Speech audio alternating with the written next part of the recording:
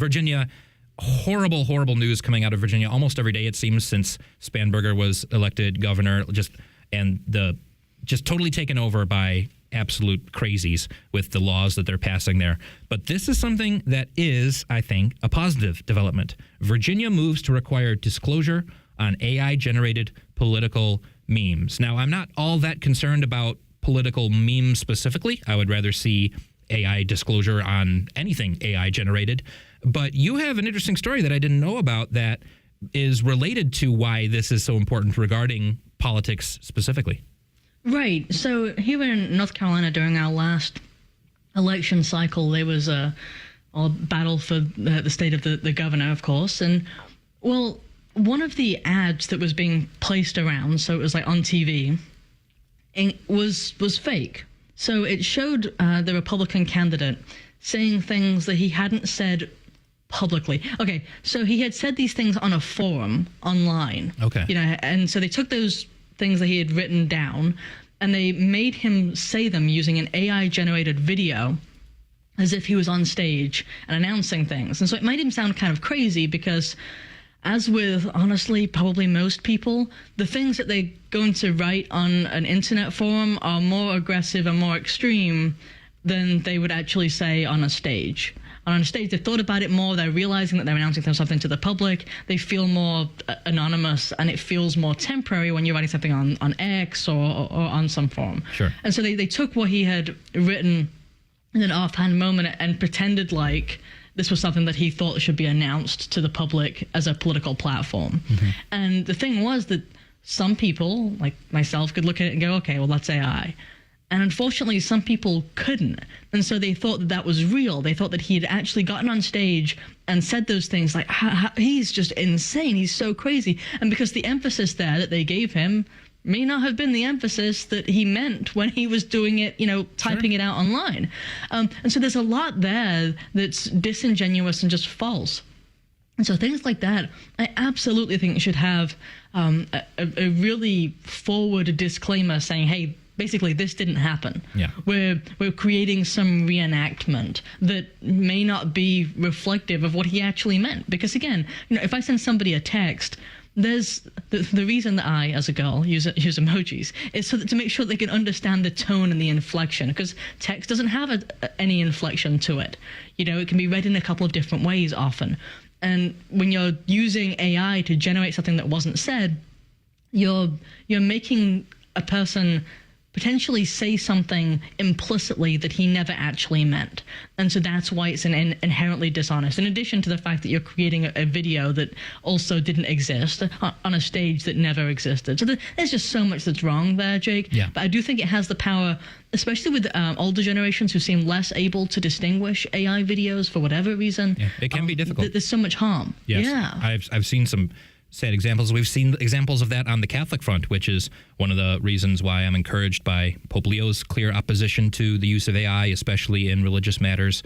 We've seen I think the Vatican, we'll cover this as we learn more about it, but one of the Vatican bodies put out an interesting statement yesterday, and I haven't been able to get all the way through it because it's long and there is a lot of word salad in it, but there's some encouraging things in there as well about artificial intelligence. So we will cover that as we learn more about it and what it actually entails.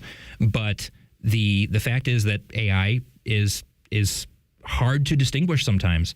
Yeah, even I have sometimes, it is getting harder. Even I have looked at things and I've had to be like, I think that's AI, but I can't even be sure. I need to, try and figure this out. So there are situations where it's getting way harder. It's only going to get harder. And now this effort out of Virginia, again, this is specifically regarding political memes. California's done something similar, and courts have been trying to push back on this over free speech concerns. Hawaii passed a similar law that was struck down earlier this year. So there's this effort to say, oh, well, you're suppressing free speech if you're making us label these memes as fake, that sort of thing, because they're just memes. It's just free speech. And we have seen the very negative side of this, where we saw persecution of people for their use of political memes and calling it election interference or something like that. We have seen that happen. Thankfully, those cases have been overturned, the major ones at least that I've seen. Yeah. like the saga of Ricky Vaughn, as he's known.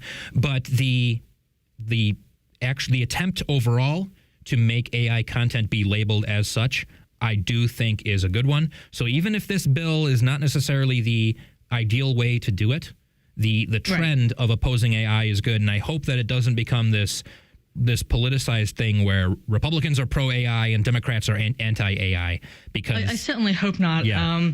And I will say, in regards to the sort of broader free speech argument, one of the things we should keep in mind is that defamation has never been incorporated under free speech, right? Because the broader philosophical concept and understanding of free speech is about our corresponding duty to speak that which is true. Sure. That's why we have the ability to speak opinions, even if they're offensive, is because, well, what if they're true? Sometimes the truth is actually offensive. That's what it's about. But when it comes to defamation, what we're speaking is not true. That's what makes it defamation. Whether libel or slander, it's actually not true.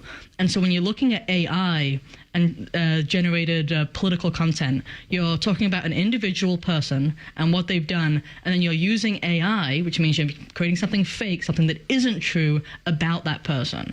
And so that's the thing, is I don't think that you can make an argument in favor of free speech in regards to using AI to create a false narrative about a political candidate.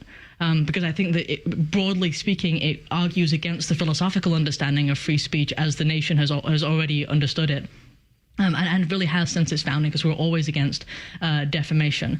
But yeah, political memes in terms of like jokes and things like that. Yeah. I mean, obviously, ordinary people don't generally care about that. I certainly want to see memes continue, but in terms of like political campaigning and political understandings of individual candidates, we need to be really careful about misinforming people about an individual's real character. With false videos and false images. Yeah, there's a moral or ethical standard there to maintain when it's being done so seriously. And there's a point to be made that you should maintain a moral and ethical standard when it comes to memes and jokes as well. That are, especially as Catholics, we are required to maintain that somehow. But we can't just ban fun. Obviously, we're not Puritans.